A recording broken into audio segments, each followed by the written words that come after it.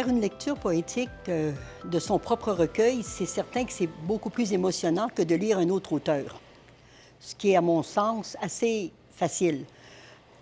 Mais parce qu'on a des points de comparaison et des points de repère. Mais faire une lecture de soi et regarder les visages et sentir ce que le public ressent, et après coup avoir des questions et des commentaires, ça m'a énormément surprise. Parce que la première auditrice m'a dit, moi, maintenant que tu as lu pour moi une partie de ce recueil, je comprends beaucoup mieux ce pourquoi la poésie est là. Et je pense que la poésie est faite pour être lue et entendue.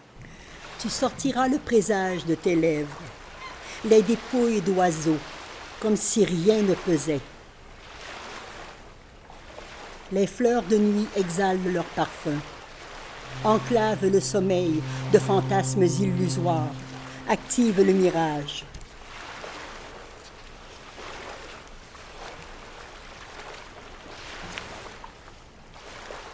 Le hasard tracasse le réel. Ça m'a vraiment fait très, très, très plaisir. Et les commentaires ont été de cet ordre-là un peu pour tout le monde. Bon, il y a une autrice qui a dit, entre autres une auditrice, pardon, qui a dit « Je me retrouve, moi, quand tu me lis. Moi, je peux m'identifier dans le recueil à certains endroits. Si je le lis, moi, je me retrouve moins que si je t'entends me le lire. Quand je t'entends me le lire, je me sens impliquée. Je me sens vraiment concernée par la poésie. Et j'aime beaucoup ça parce que c'est une expérience nouvelle pour moi. Je ne connaissais pas ça auparavant. Et des commentaires de ce genre-là, ça secoue. Parce que tu te dis, c'est vrai de vrai que la poésie, c'est un monde qui est fait pour être partagé.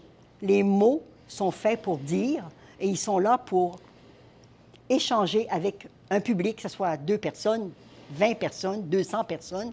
C'est peu importe. La poésie reste intimiste.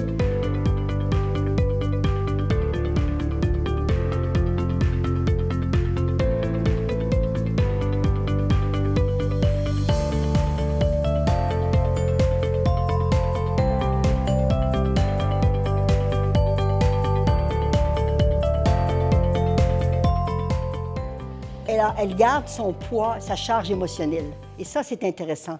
En cela, elle se rapproche un peu du théâtre, je dirais. Ce qui n'est pas le cas de lecture de romans, où on se sent...